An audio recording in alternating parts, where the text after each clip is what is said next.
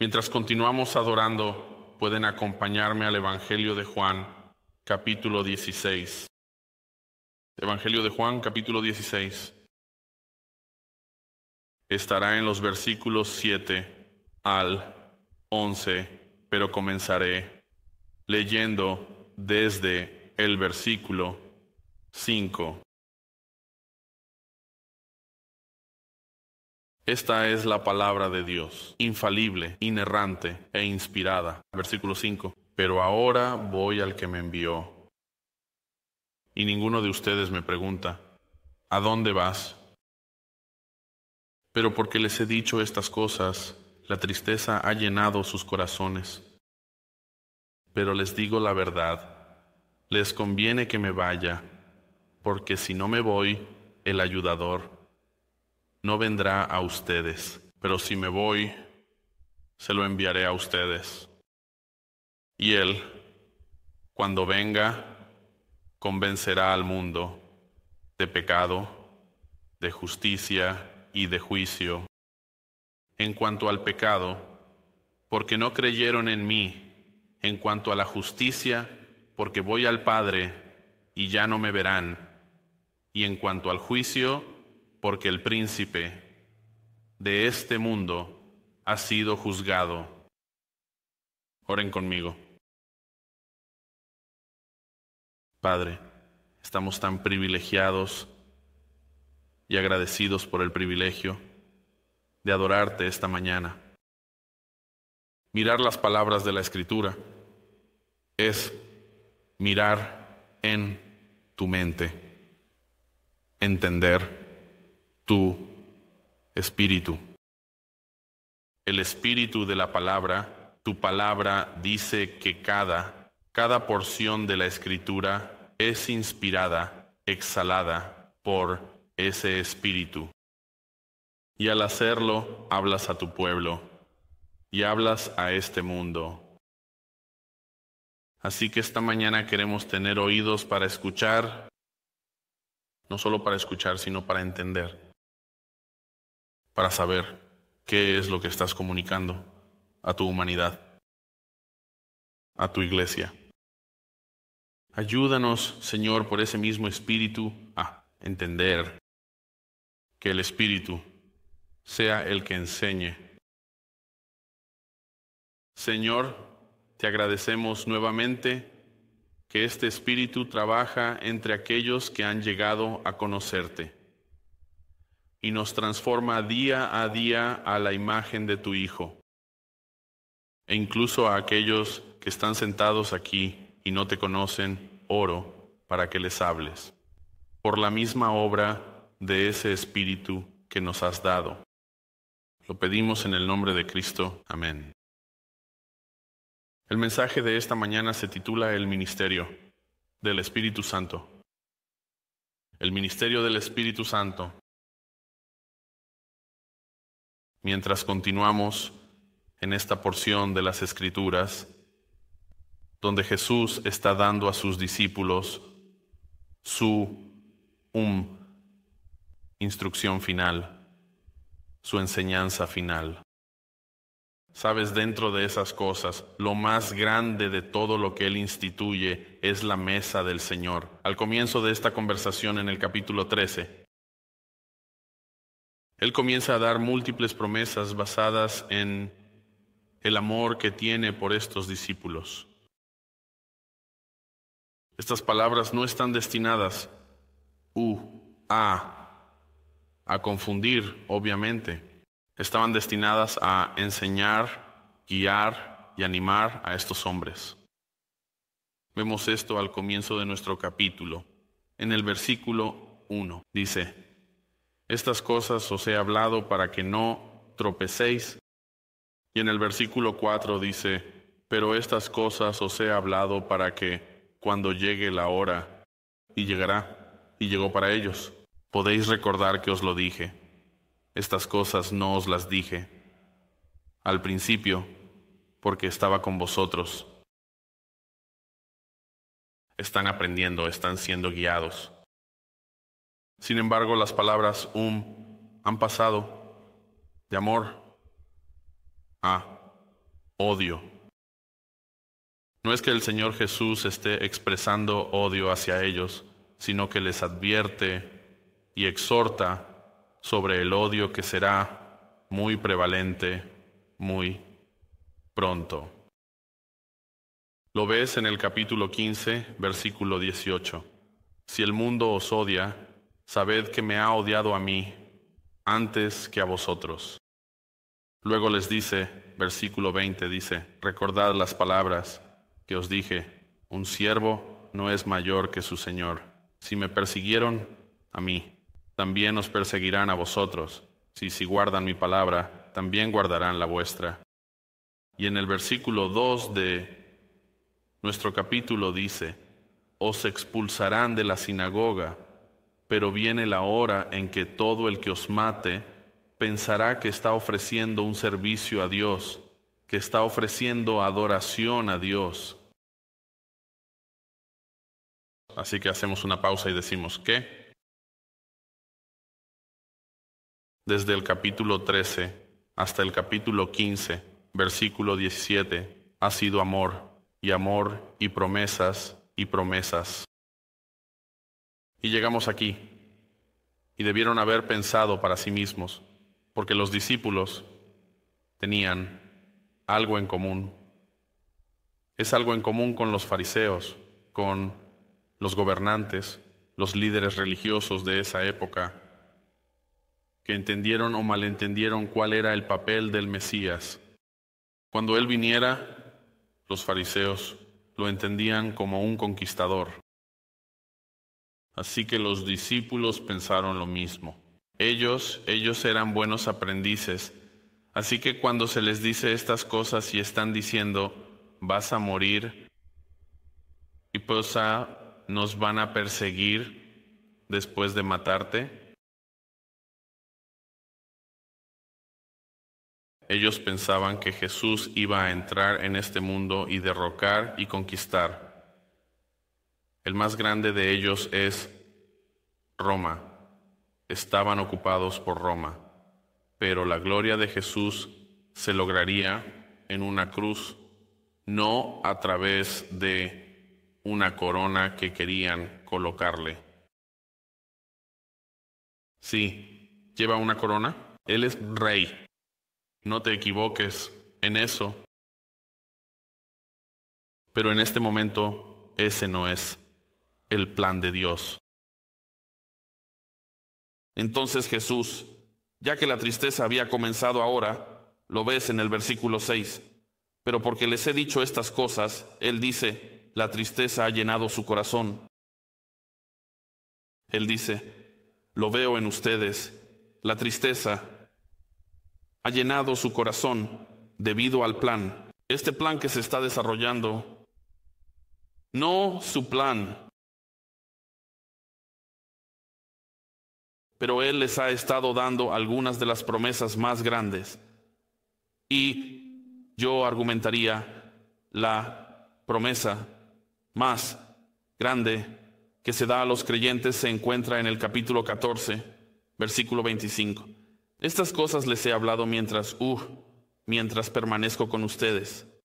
Y la mayor de todas las promesas, pero el ayudador, el Espíritu Santo, a quien el Padre enviará en mi nombre, Él les enseñará todas las cosas y les recordará todo lo que les he dicho. El Paráclito. Esto es asombroso. Esto es asombroso. Es difícil. Escuchen, sé que es difícil para nosotros como cristianos modernos comprender esta promesa. Solo esa promesa, no todas las que Él dijo, pero esta promesa en particular. Ya que estamos de este lado, estamos 2000 años delante de la cruz, porque entendemos una verdad asombrosa antes de que solo había personas particulares en el Antiguo Testamento que recibían esta unción especial. Esta presencia especial del Espíritu Santo. Eran reyes, profetas y sacerdotes, pero no la gente común. ni tú, ni yo. Pero ahora tenemos el privilegio, el beneficio, como creyentes, de la morada del Espíritu Santo. Déjame decirte, esta es literalmente la mayor verdad de todas las verdades, además de tu salvación, la verdad del Espíritu que mora en nosotros, que nos permite hacer tantas cosas, y la próxima semana voy a hablar sobre su obra en la iglesia. Pero este Espíritu, capítulo 14, mira el versículo 17, la última parte del versículo dice, porque el mundo no puede recibir al Espíritu de verdad, porque no lo ve ni lo conoce. Pero tú sí, como creyente, dice, pero tú lo conoces porque Él mora contigo. Y aquí está lo que sucederá después de la resurrección, después de que estos hombres crean y después de que hayas venido a Cristo, dice, y estará en ti. Y como dije, no quiero arruinar el mensaje de la próxima semana, pero ¿para qué? Principalmente para vivir una vida que no podrías vivir aparte de Él. No podrías creer sin Él. No podrías obedecer sin Él. No podrías crecer sin Él. El Espíritu de verdad dice, Él permanece, Él hace su morada contigo. El Dios del universo. Así que a la luz de esa verdad, quiero resaltar dos de las partes más importantes del ministerio del Espíritu Santo. Esta semana sería la primera. Así que si hay un subtítulo, es el ministerio del Espíritu Santo. Esta semana es en el mundo. Y como dije, la próxima semana será el ministerio del Espíritu Santo en la iglesia. Entonces, ¿cuál es esta obra del Espíritu Santo en el mundo? Jesús nos da estas declaraciones asombrosas y luego nos da su propio comentario. La Escritura interpreta la Escritura, ¿no es así? En cierto sentido, Él le ha dado a su predicador algo de ayuda esta mañana, lo cual agradecí. Voy a señalar esto en 3 partes, ¿de acuerdo? En 3 puntos. Así que Él lo expresa. La obra del Espíritu Santo es sobre el pecado. La segunda, con respecto a la justicia, y la tercera es con respecto al juicio. Mira el versículo 11 antes de entrar en los puntos, pero aún a modo de introducción. Él dice esto, y con respecto al juicio, porque el príncipe de este mundo ha sido juzgado. En la partida de Jesús, del Señor Jesús, porque la semana pasada, ahí es donde hablé sobre su partida. De alguna manera también preparándonos para nuestra propia partida de este mundo. Él lo llama ventajoso para Él irse. Versículo 7, pero os digo la verdad, os conviene que yo me vaya, porque si no me voy, el Consolador no vendrá a vosotros, si no me voy, pero si me voy, os lo enviaré, lo despacharé a vosotros. Él dice que es para vuestro beneficio. La palabra griega significa algo simple, la misma idea, pero en palabras más simples. Es mejor para vosotros. Es mejor para vosotros. Y quiero que trates de asimilar eso. Piensa en haber pasado 3 años y medio con el Señor Jesucristo y luego Él te dice, un día antes de ser asesinado, es mejor para ti que te deje. ¿Lo creerías? Sabes, le doy mucho crédito a estos discípulos. Yo no lo creería. Yo no lo creería. Yo estaría como, ¿cómo? Estás con nosotros, nos estás enseñando cómo dices que es ventajoso, que es para mi beneficio, que es provechoso para mí, que te vayas. Pero escucha en la sabiduría de Dios, porque así es como se desarrolla tu vida, ¿no es así? Tú, sé que has lidiado con estas cosas. Querías algo con tantas ganas.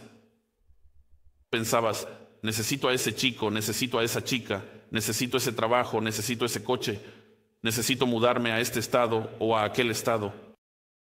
Y Dios dice, no es para tu ventaja. Y luego, avanzando rápidamente en la providencia de Dios, Él tenía un mejor plan. Pero aquí en esta obra más grandiosa y asombrosa piensas, ¿cómo al restarte, al quitarte de mi vida, cómo va a hacer eso bueno para mí? Y nuevamente digo que en la sabiduría de Dios, Él les dice lo que Él, y solo Él sabe. Jesucristo en este momento comienza a decirles lo que Él sabe.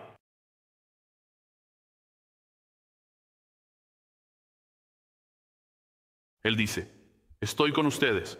12, estoy con ustedes. Pero después de que me vaya, mi presencia estará con ustedes. Y no, mi presencia dentro del Espíritu Santo no solo estará con ustedes, sino que estará con innumerables creyentes alrededor del mundo por los siglos de los siglos. Jesús ministró en Juan una pequeña franja de espacio en la tierra, impactó al mundo. Pero ahora nuevamente, dentro de la sabiduría de Dios y la gracia de Dios y la misericordia de Dios, los creyentes, todos los que llegan a creer en un momento, son habitados por el Espíritu de Dios para siempre.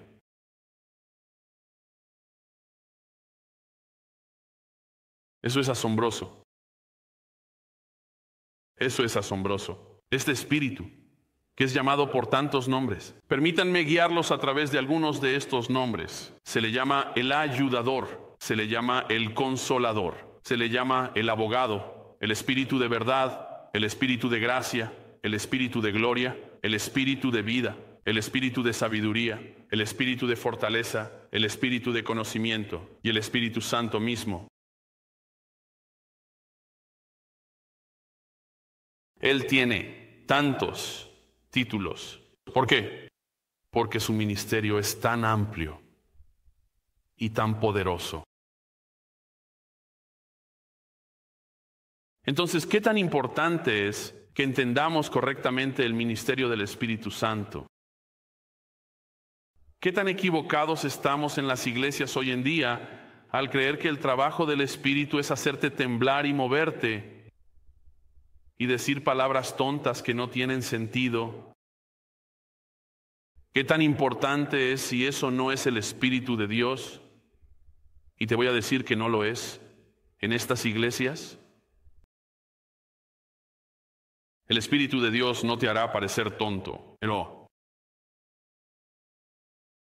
El Espíritu de Dios no te hará adorar ídolos. El Espíritu de Dios no te hará querer solo los beneficios del Espíritu, sin el trabajo del Espíritu. Sáname, sáname. Sáname y te adoraré. Eso suena como un niño desobediente. Eso no es el trabajo del Espíritu. Entonces, ¿qué es? Y esta semana, como dije, será el trabajo del Espíritu en el mundo. Entonces Jesús nos dice, versículo 11, Versículo 7, lo siento. Dice, yo lo enviaré a ustedes. Y verán su gloria. Verán su gloria y experimentarán su obra en su mente y en su corazón, en sus deseos, que se volverá innegable. Versículo 8. Y Él, cuando venga, convencerá al mundo de pecado, de justicia y de juicio. Esta es la entrada de la obra del Espíritu en el mundo. Así que exploremos esto con respecto al pecado. Este sermón en sí abordará lo negativo, o voy a decir, entre comillas, lo negativo de la obra del Espíritu al imponer una mano pesada, el peso del pecado que es tan prevalente en un mundo caído desde Adán. Desde la caída de Adán en el jardín en Génesis 3, vemos esto. Y el Espíritu Santo simplemente impondrá su mano pesada sobre el mundo. Y aunque eso parezca negativo, sería un positivo, sería una gracia de Dios. La forma en que Jesús abre la obra subraya el resto de lo que dirá al decir que Él convencerá al mundo, dice. Él convencerá al mundo. La palabra griega, elechao, dice, tiene muchos significados en el Nuevo Testamento. Es muy, ya sabes, tiene un montón de usos amplios. A veces incluso se traduce como reprender, como en 2 de Timoteo 4:2. Cuando le dice a Timoteo, Pablo le dice a Timoteo, predica la palabra, reprende y exhorta. Lo ves de nuevo en Tito 1:13 y en Tito 2:15.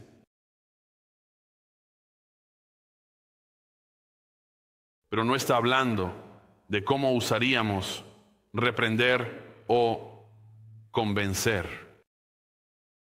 ¿Sabes? Es muy parecido a cuando predico un mensaje y hablamos después del servicio y algunas conversaciones llevan a esto y dicen, wow, eso fue realmente convincente. Y lo que quieres decir con eso, sé lo que quieres decir con ello.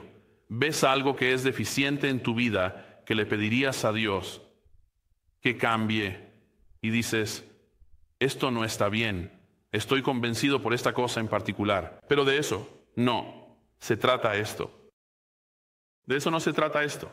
No es el uso de reprender en ese sentido.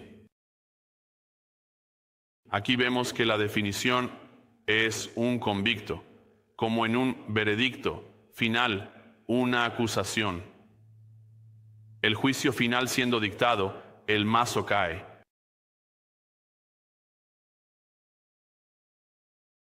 Jesús usa esta palabra en Juan 8, versículo 46. Cuando dice esto, ¿quién de ustedes, hablando a los fariseos, me convence de pecado? ¿Quién de ustedes me convence de pecado? ¿Quién de ustedes puede pararse ante mí y decir de esta manera, Jesús, has pecado? Emitimos el veredicto final sobre ti. No eres el Mesías. Ninguno de ellos respondió. No, porque él no tenía pecado. Así que cuando él dice esto no es nada, tú. Pero en el caso del mundo en el que vivimos, el veredicto final ha sido emitido. El veredicto final ha sido emitido. Veo esto como en versículos en Judas. Gira conmigo a Judas. Y voy a leer algunos versículos de allí, solo para subrayar esto. En Judas, mira el versículo 14. También fue acerca de estos hombres que Enoc. Así que él comienza a dar estos ejemplos de Dios y cómo él manejó las cosas en el pasado. Dice, Y la séptima generación desde Adán profetizó diciendo: He aquí, el Señor vino con muchos miles de sus santos. ¿Para hacer qué? Para ejecutar juicio sobre todos y para convencer, esa es la misma palabra, todos los impíos de todas sus obras impías que han hecho de manera impía y de todas las cosas duras que los pecadores impíos han hablado contra él, contra Dios. Él describe algo de esto. Estos son murmuradores. Y estás pensando, en la cima de mi lista, lo que dirías, wow, el versículo 15, ejecuta y las palabras ejecutan, las palabras convencen. Entonces el primer pecado que él enumera allí es murmurar. ¿Qué? Sí. Murmuradores contra Dios, encontrando fallas, siguiendo sus propias lujurias y hablando con arrogancia, adulando a la gente, con el fin de obtener una ventaja, aprovecharse de la gente. Esto es lo que él está diciendo. Vuelve al Evangelio de Juan y mira conmigo en el capítulo 3. Dice esto en el versículo 18: el que cree en él no es juzgado. El que no cree ya ha sido juzgado. Tú ya estás en juicio, porque no ha creído en el nombre del unigénito Hijo de Dios. Este es el estado de la humanidad sin Cristo. Y por esta razón, el Espíritu Santo ministra de esta manera. De lo contrario, si no fuera su ministerio hacer esto respecto al pecado, el mundo no entendería que están perdidos. Pero cuando Jesús dice, o para explicar más, este pecado, lo dice en general, en el versículo 8. Pero luego lo expone un poco más en el versículo 9. En el versículo 9 esto es lo que él dice respecto al pecado. Y él da un comentario porque no creen en mí. Así que nos dice la forma más alta de pecado, el más condenatorio de todos, los pecados que existen, él dice, es la incredulidad. Esto ha sido prevalente a lo largo de todo el Evangelio de Juan. Acompáñenme al capítulo 3. A lo largo de todo el ministerio de Cristo, Él ha estado tratando con esto. En el capítulo 3, versículo 12. Si les he dicho cosas terrenales y ustedes no creen, ¿cómo creerán si les digo cosas celestiales? Capítulo 5. Capítulo 5 en el versículo 38. Ustedes no tienen su palabra permaneciendo en ustedes, porque no creen en aquel a quien Él envió. Capítulo 6, versículo 35. Jesús les dijo: Yo soy el pan de vida, y el que viene a mí no tendrá hambre, y el que cree en mí nunca tendrá sed. Pero les dije que ustedes me han visto, y sin embargo no creen. El mismo capítulo, versículo 64, donde hay algunos de ustedes que no creen, porque Jesús sabía desde el principio quiénes eran los que no creían. Versículo 66, mismo capítulo. Como resultado, muchos de sus discípulos se retiraron y ya no andaban con Él. Ellos ya no creían. Es porque nunca realmente creyeron. Capítulo 8. Y mira el versículo 45. pero porque les hablé la verdad, les dije la verdad, ustedes no me creen. Parece una contradicción, ¿no es así? Él habla la verdad y ellos no le creen. Capítulo 10, en el versículo 25. Él dice esto: Jesús respondió, les dije y no creen. Las obras que hago en el nombre de mi Padre, estas dan testimonio de mí. Versículo 26. Pero ustedes no creen porque y no son de mis ovejas. Nuevamente, ¿qué es lo que el mundo no cree? ¿De qué está hablando Jesús? ¿Qué es lo que no creen? En el ámbito más amplio de todo, no creen en el Evangelio. No creen en la vida y la obra de Jesucristo.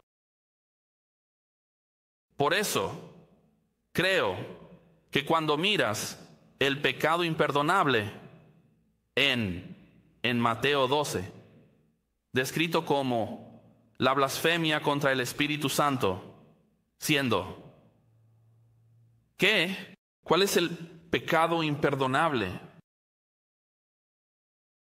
Es esto.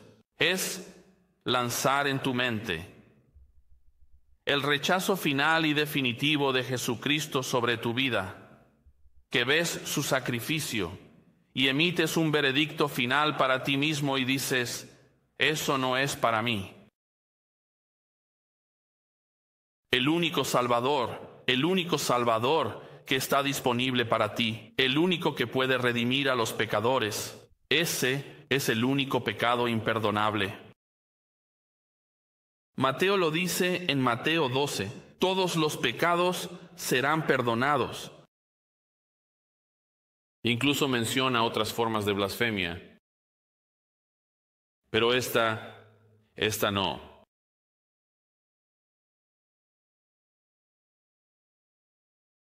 Acompáñenme a 2 Tesalonicenses para resaltar esto. En 2 Tesalonicenses 1 dice esto en el versículo, comenzando con el 6. Porque después de todo es justo que Dios pague con aflicción a aquellos que os afligen. Así que les dice a los tesalonicenses, ustedes sé que sufren persecución y confíen que nadie escapará. Versículo 7 dice, y dar alivio a ustedes que están afligidos y a nosotros también, cuando el Señor Jesús sea revelado desde el cielo con sus poderosos ángeles en fuego llameante. ¿Cómo regresará Jesús? Como un juez. Versículo 8, dando retribución a aquellos que no conocen a Dios y a aquellos que no escuchen esto, obedecen el Evangelio del Señor Jesús. Esto fue el epítome de los fariseos. ¿Entiendes eso, lo que están diciendo? ¿Qué está diciendo Pablo a los tesalonicenses? No obedecen el Evangelio. De hecho, los fariseos lo llevaron a un nivel aún más alto y atribuyeron las obras de Jesús a Satanás mismo. Haces las obras por el poder de Beelzebú, por un demonio, le dicen. Y aquí dice que lo más grande de estas cosas es que, ¿por qué? Porque Él dará retribución porque no obedecen el Evangelio, no se rinden, no se someten al Evangelio. Mira, 1 Pedro 4.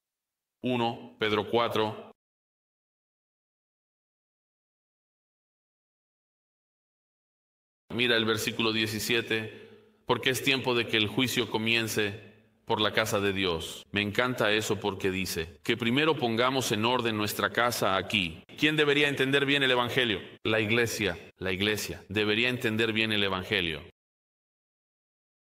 Y dice, y Si comienza por nosotros primero, ¿cuál será el resultado? Él dice, ¿cuál será el resultado para aquellos que no obedecen el Evangelio de Dios?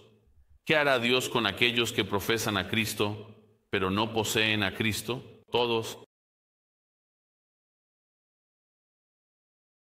los pecados son perdonados. Todos los pecados son perdonados, pero la incredulidad no.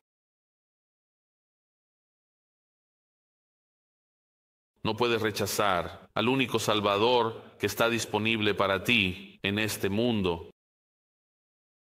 Regresa al Evangelio de Juan y vamos y a mirar esto. ¿Qué es esto? Esta segunda cosa que Jesús dice en el versículo 10, y en cuanto a la justicia, porque voy al Padre y ya no me veréis. En cuanto a la justicia, ¿qué significa esto? ¿Qué significa incluso lo que dice después, porque voy al Padre? Bueno, Hechos 3:14 llama a Jesús el santo y justo, ¿verdad? Y no es un nombre, es en realidad un título que se le da en el libro de los Hechos, porque ves más adelante en Hechos 7:52, ellos lo llaman de nuevo el justo. Y luego lo ves de nuevo en Hechos 17:30-31. Nos habla de este papel del Señor Jesús, porque Él es justo. Ve allí a Hechos 17. Nos habla de este papel debido a este título.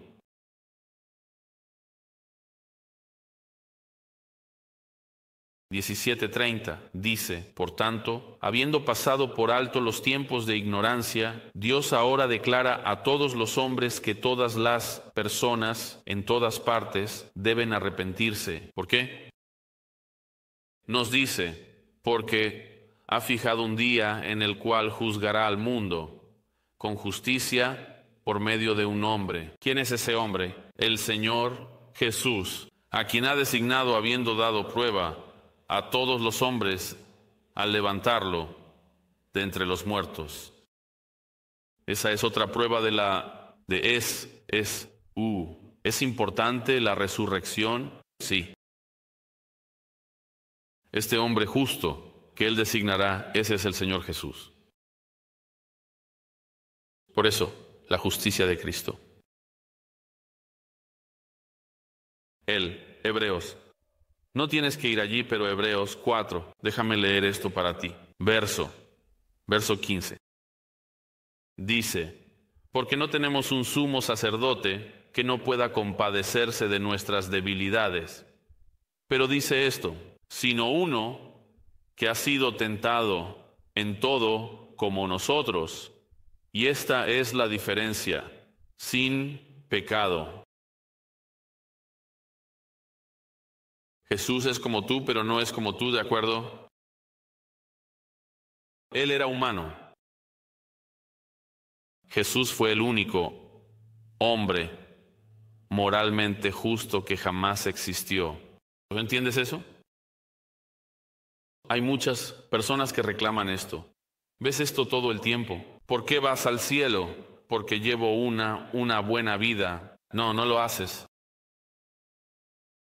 Jesús sí lo hizo. Jesús vivió una vida moral. Jesús vivió una vida sin pecado, perfeccionada. Por eso se le llama la luz de la exposición. Su vida misma trae convicción. Su vida justa acusa al mundo. Su mera existencia acusa al mundo de su fracaso moral para obedecer a Dios. Pero Él lo hizo. Juan 3:20. Porque todo el que hace el mal, odia la luz. Ese es un título para Jesús, la luz. Jesús es la luz. Y no viene a la luz, no viene a Cristo temor a que sus obras sean expuestas.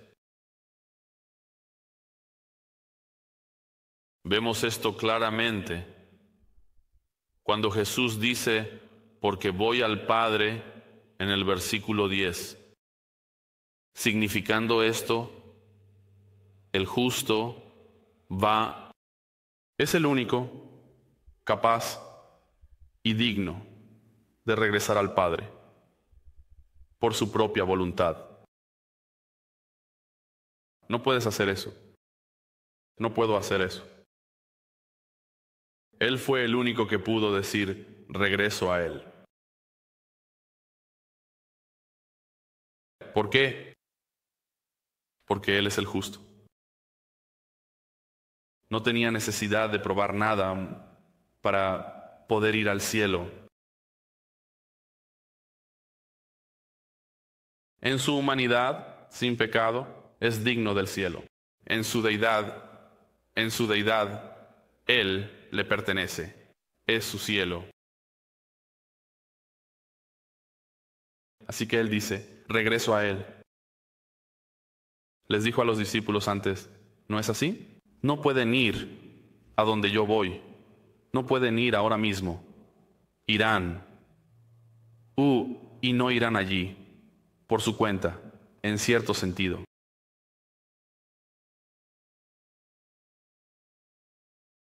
Verán, el mundo incrédulo no puede ir a este lugar. No pueden ir a este lugar. ¿Cómo sé esto? Porque en Juan 3, volviendo a Juan 3 una vez más, dice, Jesús dijo en el versículo 3, Jesús les dijo, de cierto te digo, a menos que uno nazca de nuevo, no puede ver el reino de Dios.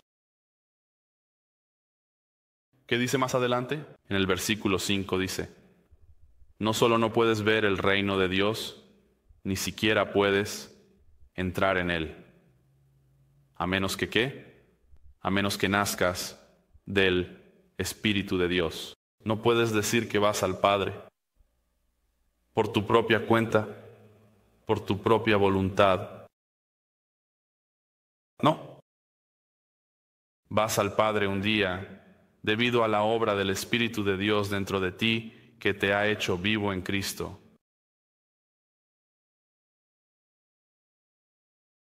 Entonces, ¿por qué no puede ir el mundo? ¿Por qué no mira a Cristo? No mira su vida perfecta, su vida justa. No mira su vida. Y ve que hay este intercambio que Él ofrece. Él ofrece intercambiar tu inmundicia e injusticia por su perfecta justicia. Nosotros vemos esto. Mira, Romanos 4. En Romanos 4:5, Pablo dice esto, dice, ahora bien, al que trabaja, su salario no se le acredita como un favor, sino como lo que se le debe. Y luego dice esto en el versículo 5, pero al que no trabaja, ese eres tú y yo, no trabajamos por nuestra salvación. No trabajamos arduamente por ello. Jesús lo hizo.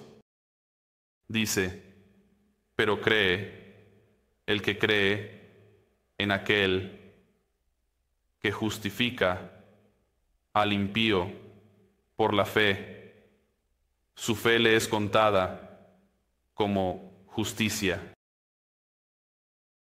Te han dado algo que no te pertenece porque confiaste en Cristo. Capítulo 5:19. Porque así como por la desobediencia de un hombre, la desobediencia del hombre, muchos fueron constituidos pecadores. Ese es Adán. Ese es el primer Adán.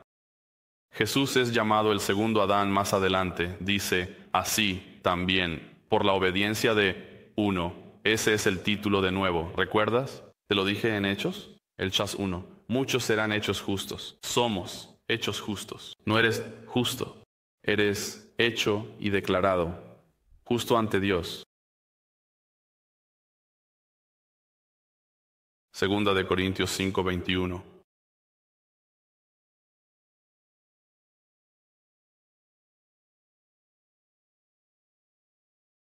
dice esto: al que no conoció pecado, lo hizo pecado por nosotros, para que en él fuésemos hechos justicia de Dios.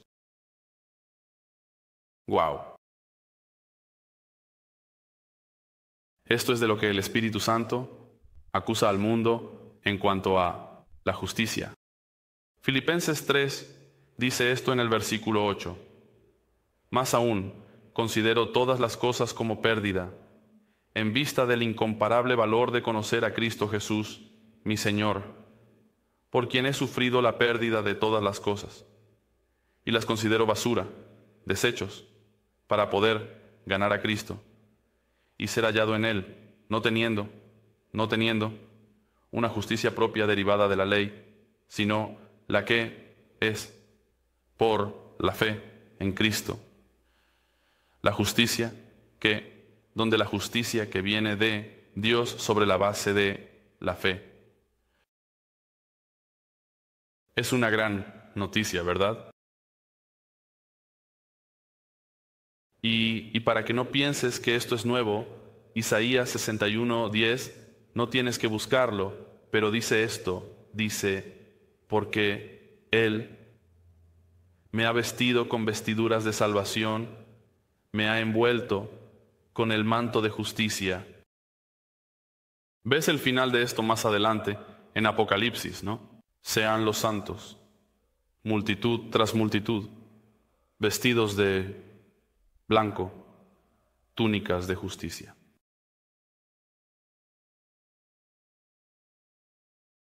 Y dice allí, 2 Corintios 4:6, dice esto. Déjame buscarlo. 2 Corintios 4:6. Porque